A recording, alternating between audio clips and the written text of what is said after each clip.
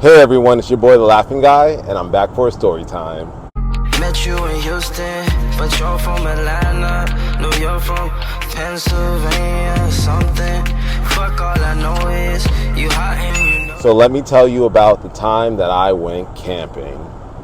Alright guys, so I'm in college, and this is my first time ever going camping.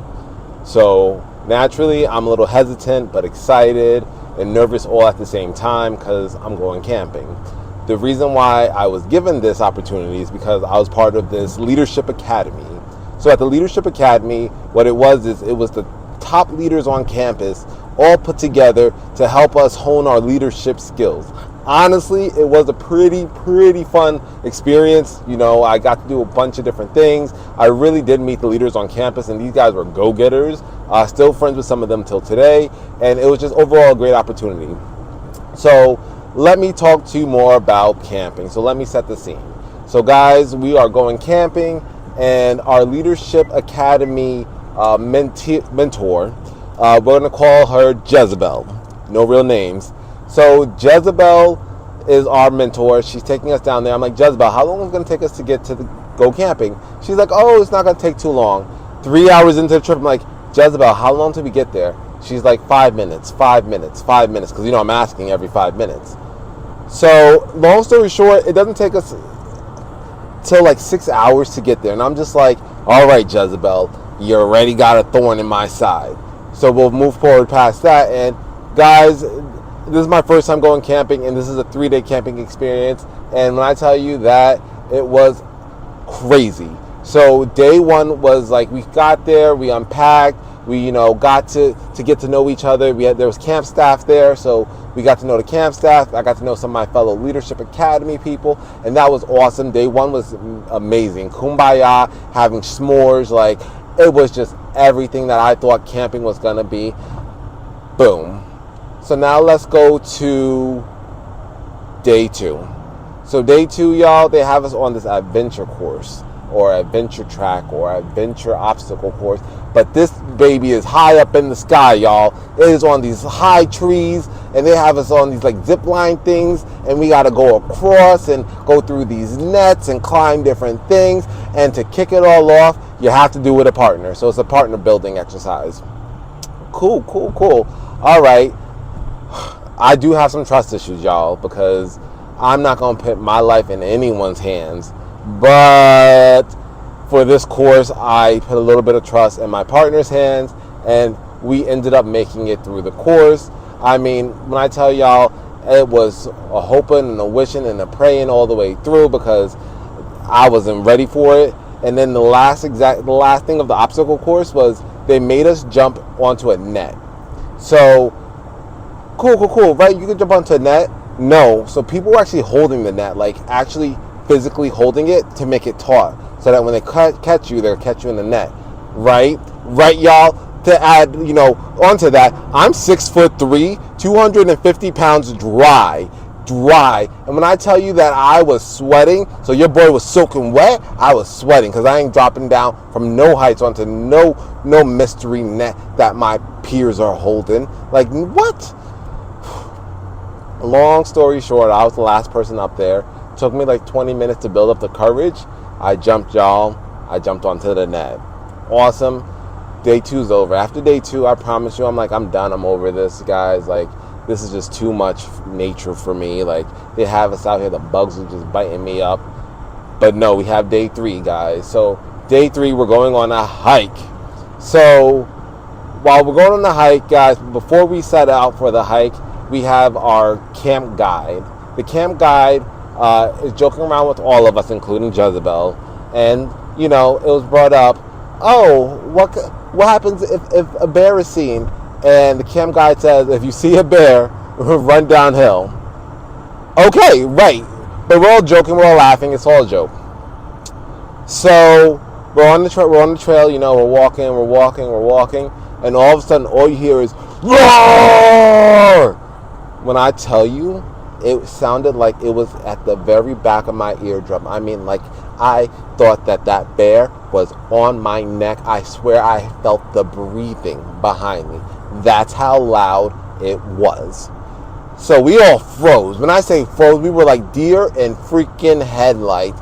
And it was like a good 3-second pause because we all looked around and it was quiet. And then all you saw was one person sprint down the hill. When I tell you guys, that one person sprinted down the hill, I may have been person number like 2, maybe 3, but I wasn't 4 because I was out. I saw that one person run and I said, oh snap, I'm not going to be left behind. Not today, no sorry, bop. So, person 1 sprinted down the hill. Person 2 is out. I'm person 3. All of a sudden, I look to my left, I look to my right, it's like a gaggle of us running down this hill. So many of us just running down this hill. So, you know, I just keep running because I see that, okay, clearly I didn't do something wrong. So I continue to run. So I get all the way to the bottom of the hill, guys, and it's like a riverbank. So there's a riverbank at the bottom of the hill, and I look to my left, I look to my right, I don't see anybody, and I start to panic a little. I take like 3 steps, literally, and I run into one of my fellow academy students. So I'm like, oh my gosh, I ran into somebody, thank the heavens above. Like, at least I know that I'm not going to die alone. So we continue to walk down the riverbank because why not? We don't know where we're going. And we run into Amelia and Paco, y'all.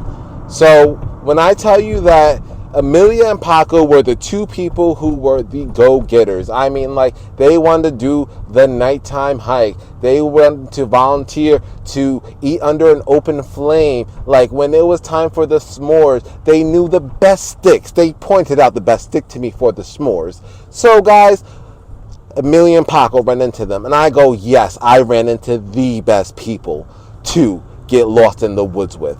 Because I know that they will get us at least to safety. So we run to Millie and Paco and we're like, hey, Millie and Paco, what should we do? They're like, hey, we should cross the river. And we're like, why should we cross the river? So Millie and Paco explained that, hey, when they were up a little higher, they saw that there was a road right over the river past this little forest. And they said it's a small forest, so we could just walk through it. And I said, okay, like you said it makes sense. I'm with it. I said, but how do you know? Boom, Amelia pulls out some binoculars. Actually, it was Paco's binoculars, but Amelia pulled them out. And she's like, we got binoculars. And I'm just like, Yahtzee. Yahtzee.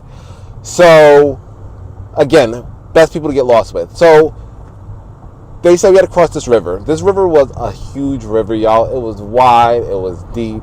But when I tell you, I don't know why I was stressing because I can swim. I'm a good swimmer. And I'm 6'3".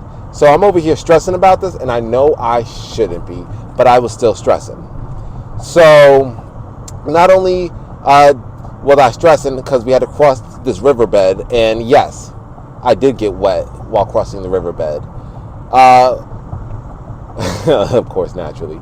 But after we got to the other side, we start walking. So we have to climb up a hill to get out of the riverbed like area. So we climb up this hill and we look down and we can see another group of Leadership Academy students. So we're like, hey guys, before we go to the road, let's go to the other Academy students so we can all get together. So we're like, okay, cool, let's do it. So all 4 of us walk all the way down the riverbank, and there's like a fork in the river. So there's half of the people in the middle of the river, and then the other half is on the completely other side of the bank. So we're like, hey guys, come over to this side. After really convincing them, because we had to convince them for some reason, although we were with Amelia and Paco, because I was yelling, we're with Amelia and Paco, why are you questioning this?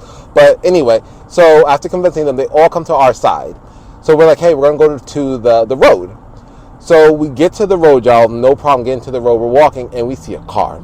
So we start jumping up and down, waving it down, flagging this car down, because we know that we're about to go and get saved because civilization. The car says, we can't help you, but if you keep going straight down, you'll run into your campsite. So guys, we're walking. Let me tell you that we walked forever. My shoes were not meant for walking, but that is what they did. And maybe like after walking for who God knows how long, we hit the campsite. Why are we the first group to make it to the campsite? I'm like, what? Impossible. We were walking forever. How are we the first group?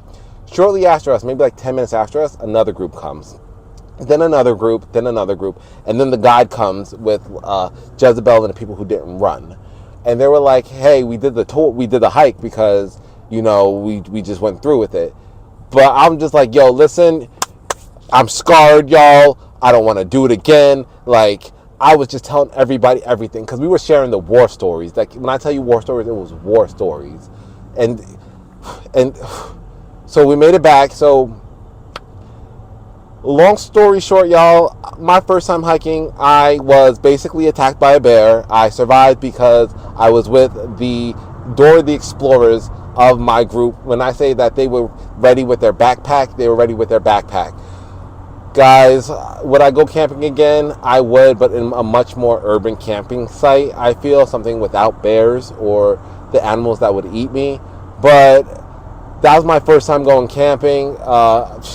Listen, guys, I'll tell you more about Jezebel in the future at my next story time. If you made it to this point, thank you very much. Subscribe and like, and I'll see you the next time you look at my story for The Laughing Guy.